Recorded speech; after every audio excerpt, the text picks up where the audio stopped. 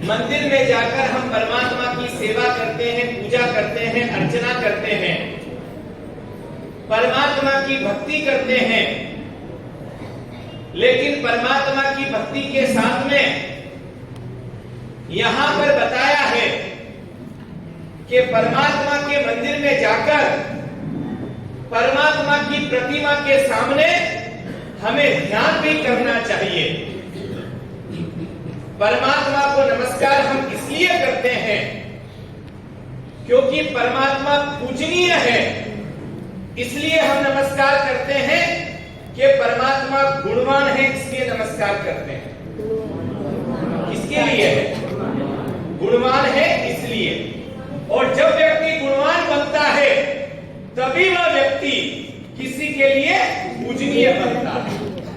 जब तक किसी में गुण नहीं तब तक कोई भी किसी व्यक्ति के सामने झुकने को तैयार नहीं होता है। और परमात्मा के अंदर अद्भुत अद्भुत गुण है और उन्हीं गुणों का हर श्रावक, हर श्राविका को परमात्मा के मंदिर में जाने के बाद, चैत्य वंदन करने के बाद हमारे यहां पर बताया गया है अवस्था त्रिक। कौन सी त्रिक?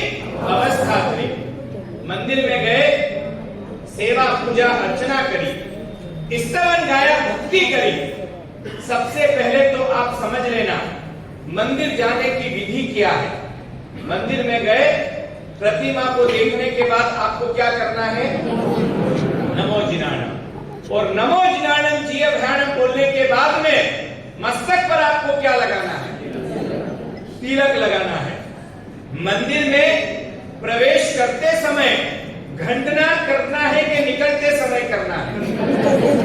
कई लोग मंदिर में जाते हैं और जाने के बाद परमात्मा के मंदिर में घंटनाद करते हैं, पर जाते समय नहीं बल्कि निकलते समय। जब आपकी सेवा पूजा अर्चना सब कुछ हो जाए उसके बाद में मंद स्वर में परमात्मा के मंदिर में हमको घंटनाद करना चाहिए। हेतल भाई, क्यों करना चाहिए? क्यों करना चाहिए? क्या व्यक्त करने के लिए करना चाहिए? जैसे हमारे कोई भी कार्यक्रम में खुशी होती है, आनंद व्यक्त होता है तो हम ताली बजाते हैं। वैसे ही परमात्मा की पूजा सेवा अर्चना करने से हमें आनंद हुआ तो आनंद को व्यक्त करने के लिए श्रेणिक भाई मंदिर में क्या बजाते हैं? कैसे बजाते हैं? हाँ, आप समझ लेना, मंदिर में जो हम घंटी घंटनाद करते हैं ना, वो ऐसे नहीं बजाया जाता है। जीतू भाई, कैसे बजाया जाता है? ऐसे, और इतनी जोर से बजाना, इतनी जोर से बजाना कि सभी लोगों को मालूम पड़ जाए। बराबर ना? कैसे बजाना? मंद स्वर में। कितनी बार बजाना? 3 बार बजाना। कई लोग मैंने देखा है, एक लड़के से पूछा मैंने, भैया मंदिर में ये घंटनाद घंटी क्यों बजाते हैं? बोले महाराज साहब, भगवान को जगाने के लिए। कई लोगों को ये पता है नहीं, आनंद की अभिव्यक्ति करने के लिए परमात्मा के मंदिर में हम घंटी बजाते हैं। प्रवचन चल रहे हैं, अलग अलग विषयों पे मैंने आपको समझा, लेकिन ये मूल बेसिक चीज अभी चल रही है। मंदिर में क्या करना, कैसे जाना, किस प्रकार सेवा पूजा अर्चना करना, मंदिर में जाने के बाद कितनी जगह तिलक लगा,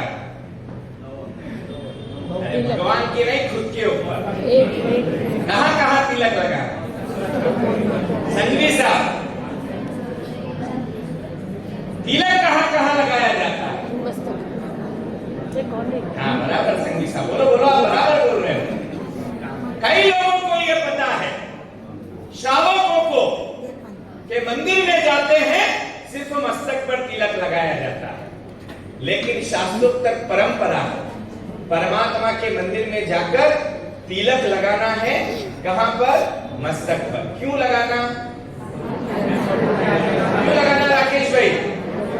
परमात्मा की आज्ञा को मैं स्वीकार करता हूं। मस्तक के बाद में श्रावकों को तिलक दोनों कान पर भी लगाना है, कंठ पर भी लगाना है और नाभि पे भी लगाना है। यह भी शास्त्र में लिखा है, लेकिन हमारे यहाँ पर सिर्फ भाइयों के लिए, बहनों के लिए नहीं, भाइयों के लिए यहाँ पर लिखा है श्रावकों को मस्तक पर तिलक लगाना, 2 कानों पर लगाना, कंठ पर लगाना और नाभि पर लगाना। क्यों लगाना आनंद भाई? किस लिए लगाना? क्या कारण से लगाना?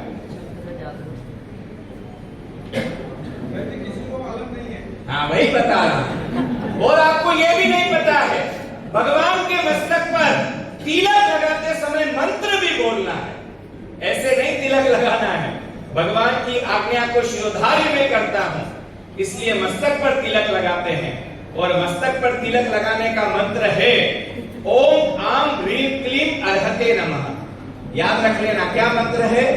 ओम आम ह्रीं क्लीं अर्हते नमः। क्या मंत्र हुआ संदीप भाई? ये बीजाक्षर है, ये परमात्मा की आज्ञा को शिरोधार्य करने का अक्षर है।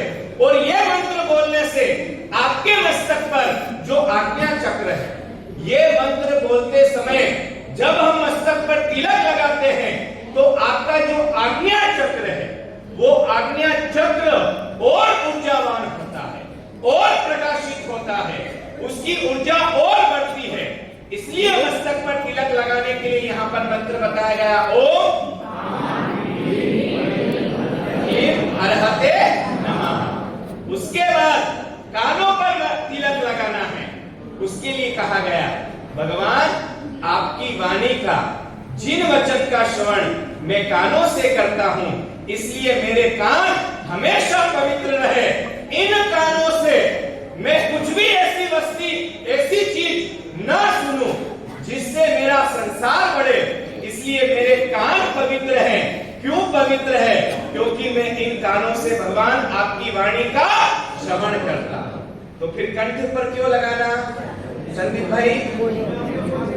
क्योंकि इन्हीं कंठ से परमात्मा आपके बताए हुए स्तोत्र बोलता हूं, स्तवन बोलता हूं, स्तुति बोलता हूं, प्रभु आपके गुणगान करता हूं, इसलिए ये कंठ भी पवित्र है। फिर इस कंठ से कभी भी खराब भाषा बोली जाती नहीं है। आंख कान पे लगाया क्योंकि भगवान की वाणी का श्रवण कान से करते हैं। कंठ पर लगाया क्योंकि कंठ से हम भगवान का गुणगान करते हैं। और नाभि पर लगाते हैं। क्यों लगाते हैं?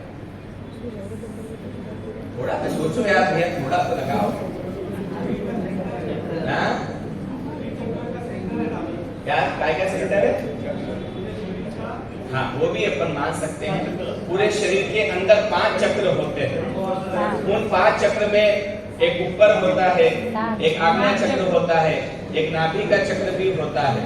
लेकिन यहाँ पर देखो आप, हमारे महापुरुषों ने बताया गया कि इस पेट में, शावक के इस पेट में कभी भी कोई अभक्ष्य वस्तु आती नहीं है। श्रावक के इस पेट के अंदर कोई भी न चले ऐसी वस्तु आती नहीं है। श्रावक शुद्ध आहार करता है और जैसा आहार वैसा विचार। समझ रहे हो? मैंने पहले भी कहा था जैसा अन्न वैसा, आप जैसा आहार करते हो वैसा ही आपके यहाँ पर विचार होता है। श्राद्ध विधि के अंदर बताया गया है श्रावक को आहार कब करना, कैसे करना, किस समय पर करना, किस जगह पर करना और किस तरह करना। क्योंकि पूरे आहार का इफेक्ट महेंद्र भाई किसके ऊपर होता है? मन के ऊपर होता है। एक घुड़सवार अपने घोड़ों को लेकर जा रहा था। 25-50 घोड़े थे।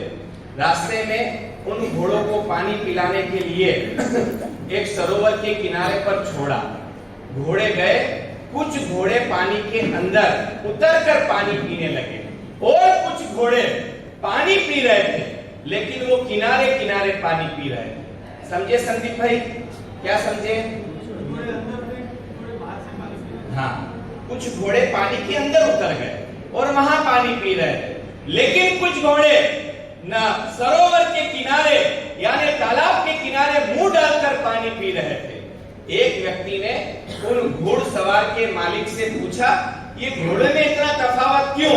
कुछ घोड़े अंदर गए और कुछ घोड़े पानी पानी से भारी पी रहे, इसके पीछे कारण क्या? तब घुड़सवार ने कहा ये जितने भी घोड़े घोड़ी है ना, बचपन में किसी बीमारी से इन सबकी माता यानी इन सबकी माता एक्सपायर हो गई, तो इनको दूध पिलाना था।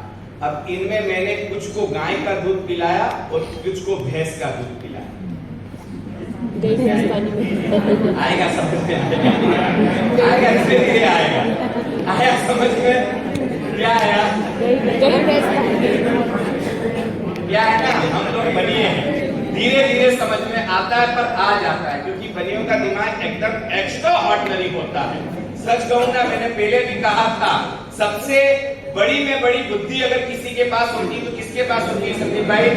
बनिया वालों के पास होती है। एक बार ऐसा ही हुआ, एक रॉकेट का परीक्षण चल रहा था किसी जंगल के अंदर, रॉकेट उड़ाया जा रहा था और रॉकेट उड़ाने के लिए बड़े बड़े वैज्ञानिक आए, पर पिंकेश भाई रॉकेट उड़ा नहीं। कौन नहीं उड़ा? रॉकेट उड़ा नहीं। खूब मेहनत करी, लेकिन रॉकेट उड़ता ही नहीं है। इतने में से थाना का एक व्यक्ति वहां से निकला, पूछा क्या बात है, क्या बात है? रोज देखता हूं मैं, बोले कि रॉकेट का परीक्षण कर रहे हैं लेकिन ये रॉकेट उड़ता नहीं है। बोले इसमें कौन सी बड़ी बात है, लाओ मैं उड़ा देता हूँ। बड़े बड़े वैज्ञानिक वहां पर थे, हमसे नहीं उड़ रहा और आप कैसे उड़ा दोगे? बोले एक चांस दो। वैज्ञानिकों को मजा सूझा, बोले ठीक है आओ बताओ कैसे उड़ाना है। बोले इस रॉकेट को थोड़ा सा आप नीचे झुकाओ। नीचे झुकाया, फिर सीधा किया, खटका दबाया और रॉकेट उड़ गया। वैज्ञानिकों को लगा भैया आपको कैसे पता था ये झुकाने से रॉकेट उड़ जाता है? तब थाने के उस व्यक्ति ने कहा मेरा भी स्कूटर जब स्टार्ट नहीं होता वो बजाज का आता था, उसको पहले क्या करते थे और फिर सीधा करके करते थे। बुद्धि एक्स्ट्रा ऑर्डिनरी। लेकिन यहाँ पर कहा गया पेट पर तिलक लगाना है। भगवान आपने जिन वस्तुओं का निषेध किया है, ऐसे अभक्ष पदार्थ मेरे पेट में ना जाए, इसलिए पेट के अंदर भी यहाँ पर नाभि के ऊपर नाभि चक्र को ऊर्जान्वित करने के लिए यहाँ पर तिलक लगाया जाता है। कौन कौन सी जगह पर? मस्तक पर 2, कान पर 1, कंठ पर और नाभि के ऊपर यहाँ पर तिलक लगाने का विधान है। तिलक लगाने के बाद श्रावक भगवान की 3 प्रदक्षिणा देते हैं। विधि समझे आप? क्या समझे? पहले घर से निकलना, समझ गए आप? और सुन लो आप, जब श्रावक घर से निकलता है और मंदिर जाता है, शास्त्र में विधान है श्रावक घर से मंदिर तक अनुकंपा दान करते जाता है। क्या करते जाता है? अनुकंपा दान। श्रावक की अगर कैपेसिटी हो तो रास्ते में अगर कोई व्यक्ति दिखे तो कुछ भी कर कैसे भी कर कोई भी वस्तु या पैसे का अनुकंपा दान करता है। फिर मंदिर में जाता है, मंदिर में प्रवेश करने से पहले सबसे पहले किसके दर्शन करना? ध्वजा। और ध्वजा देखकर मस्तक झुकाकर क्या बोलना? यस। एक ध्वजा के दर्शन करने से 100 उपवास का लाभ मिल गया। परमात्मा की ध्वजा के दर्शन गए, मंदिर के अंदर गए, परमात्मा को नमो जिनानम जिये ध्यानम बोला, मस्तक पर तिलक लगाया, 3 प्रदक्षिणा लगाई और 3 प्रदक्षिणा लगाने के बाद श्रावक कहाँ जाता है? कहाँ जाता है? चंदन घिसने के लिए। स्वयं का चंदन स्वयं को घिसना है। चंदन घिसता है और उसके अंदर भर भर कर केसर डालता है। राइट? आप एक चीज समझ लेना, शास्त्र के अंदर केसर पूजा का विधान नहीं है, बल्कि कौन सी पूजा का विधान है? चंदन पूजा का विधान। केसर हम डालते हैं और वह भी डालने का विधान कब है? जब ठंड का समय आता है, तब चंदन ज्यादा शीतल हो जाए तो उसमें हल्की सी गर्माहट लाने के लिए हम क्या डालते हैं? केसर। या फिर थोड़ा सा कलर लाने के लिए यहाँ पर केसर डाली जाती है। और हमारे यहाँ पर हमको हाथ में तकलीफ है, हाथ से काम होता नहीं है, इसलिए हमको हमारा चंदन पुजारी से घिसवाना। बराबर है? क्योंकि हम सबसे एक है। राइट ना? अरे हाँ या ना में जवाब तो दो। चंदन किसको घिसना जीतू भाई? स्वयं को चंदन घिसना चाहिए और उसके बाद में सबसे पहले श्रावक मंदिर में जाता है और गह्वारे में प्रवेश करने के बाद कौन सी निस्सी बोलता है? दूसरी निस्सी है। फिर परमात्मा की पूजा करना, एक एक अंग की पूजा शांति से दोहा बोलते बोलते करता है। लेकिन लाइन लगी हो, भीड़ ज्यादा हो, तो श्रावकों को पूजा के अंदर थोड़ी सी क्या करनी चाहिए? स्पीड रखनी चाहिए। सबसे पहले पूजा कौन से भगवान की होती है? मूलनायक भगवान की। सेकंड नंबर में आजू बाजू के भगवान की। मूलनायक भगवान की सबसे पहले पूजा करना। अगर मूलनायक भगवान का पक्षाल कोई तीर्थ के अंदर बाकी रह गया हो तो आजू बाजू के भगवान की पूजा करना। भगवान की पूजा करने के बाद किसकी पूजा होती है? सिद्ध चक्र की। किसकी होती है? सिद्ध चक्र की। सिद्ध चक्र की पूजा करने के बाद गणधर की पूजा होती है। कोई भी मंदिर में जाते हैं, लगभग हमें गौतम स्वामी या सुधर्मा स्वामी इनकी प्रतिमा मिलती है। तो गौतम स्वामी जी की पूजा कितने अंग में होती है? कितने अंग में होती है? सुगंधराज जी साहब, गुरु गौतम स्वामी महाराज की आपको पूजा करना है तो कितने अंग की पूजा होती है? यस, बिल्कुल सही बात कही। आप एक बार ध्यान रखना, मंदिर में जाओ और मंदिर में जाने के बाद गुरु गौतम स्वामी महाराज की प्रतिमा अगर गुरु अवस्था में विराजमान हो तो सिर्फ अंगूठे की पूजा होती है। आप पूछोगे महाराज साहब गुरु अवस्था यानी क्या? कोई भी मंदिर में हम प्रतिमा में जाते हैं तब ये वाली मुद्रा होती है। ये कौन सी मुद्रा है? गुरु अवस्था। इस अवस्था में अगर प्रतिमा हो तो ओनली फॉर गुरु की हम पूजा कहाँ करते हैं? नाव में करते हैं कि अंगूठे करते हैं? इसलिए इस अवस्था के अंदर आप क्या है ना गौतम स्वामी, कौन सी अवस्था में है? गुरु अवस्था।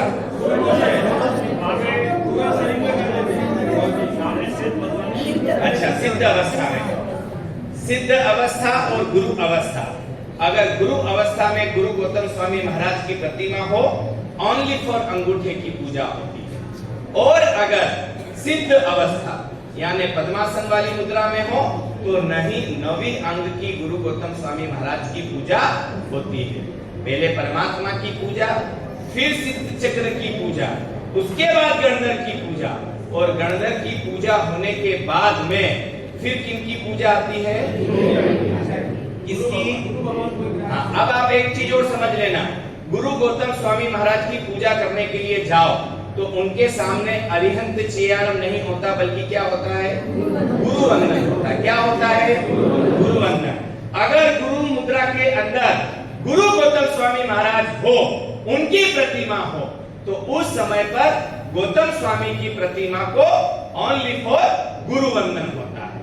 तो पहले भगवान की पूजा, फिर सिद्ध चक्र की पूजा, फिर गुरुदेव गणधरों की पूजा, और गणधरों की पूजा के बाद में लास्ट में किसकी पूजा आती है? देवी देवताओं की पूजा आती है। श्रावकों को मणिभद्र हो, नाकोड़ा भैरव हो या घंटाकर्ण भी हो, मणिभद्र के सामने घंटाकर्ण और इनके सामने कभी भी खमासना देवता नहीं है। कई लोग खमासना देते हैं, कई लोग नाकोड़ा के सामने वो चावल का क्या बनाते हैं? साथिया नहीं बनाया। ये कहां से लाए परंपरा त्रिशूल की? किसने कहा त्रिशूल बनाने का? कोई त्रिशूल विशूल होता नहीं है। मैंने पहले भी कहा था, कई लोग नाकोड़ा भैरव के वहां जाते हैं, मस्तक पर तिलक भी लगाते हैं, डमरू पे भी लगाया, त्रिशूल पे भी लगाया, सब पर लगाया। ये सब लगता नहीं है। और श्राविकाओं को देवताओं की पूजा करने का निषेध है और श्रावकों को देवियों का पूजा करने का निषेध है।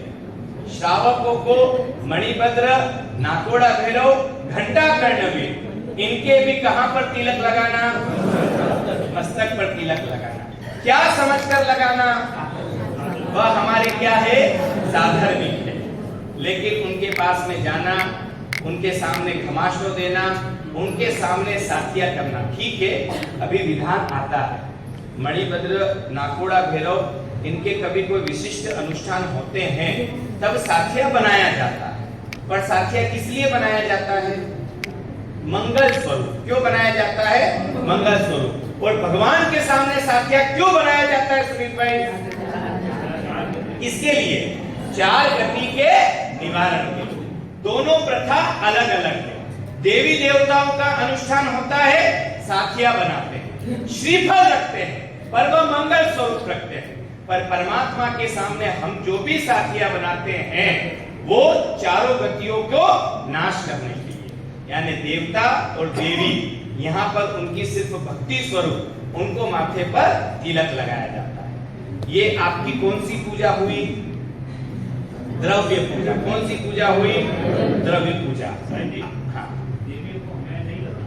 नहीं, आप देवियों को, श्रावकों को लगाने का अधिकार नहीं।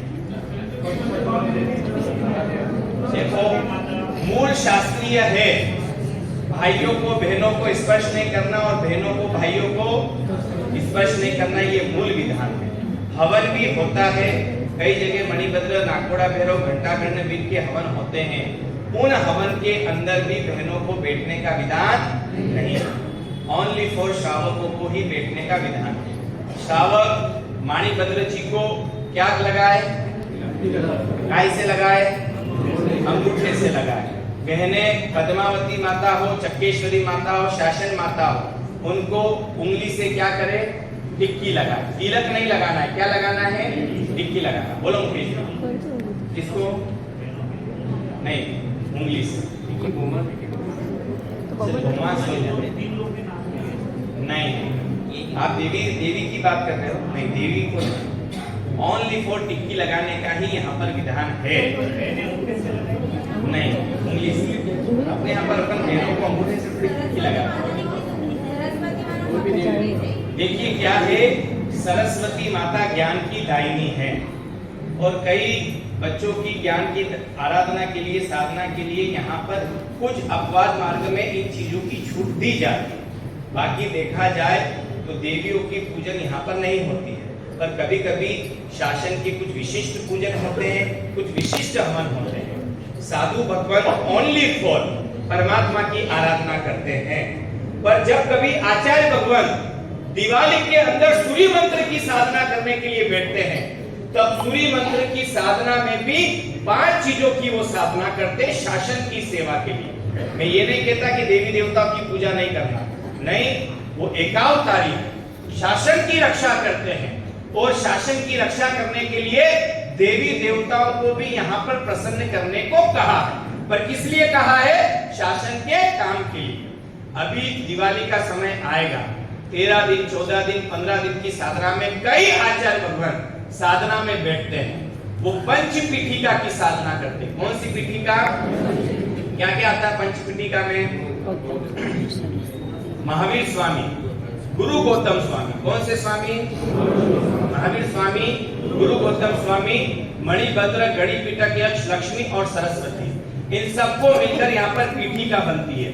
साधु भगवान, आचार्य भगवान को भी शासन के काम करने के लिए मणिभद्र, नाकोड़ा भैरव, महालक्ष्मी माता और सरस्वती माता, इनकी साधना करने को कहा है। क्योंकि शासन का कोई भी काम होगा, परमात्मा तो क्या है? वितरागी। आप उनकी सेवा पूजा करो या मत करो, उनको कोई फर्क पड़ता है संदीप भाई? पर शासन के काम के लिए यहाँ पर इन देवी देवताओं को भी आह्वान किया जाता है।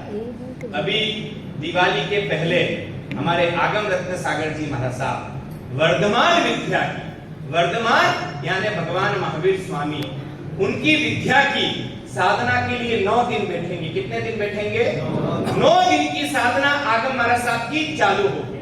9 दिन में 24 घंटे में से 18 घंटे निरंतर जाप करेंगे, रोज एम्बिल करेंगे और एम्बिल में भी दूसरा कुछ नहीं खाना, ओनली फॉर उबले हुए मूंग खाना। क्या खाना?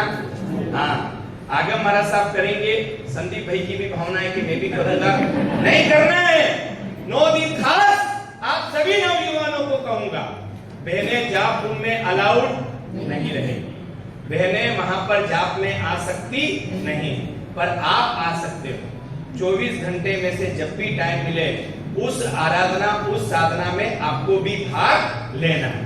तो सबसे बड़ी बात हम यहाँ पर प्रतिमा की कर रहे हैं। पहले किसकी पूजा?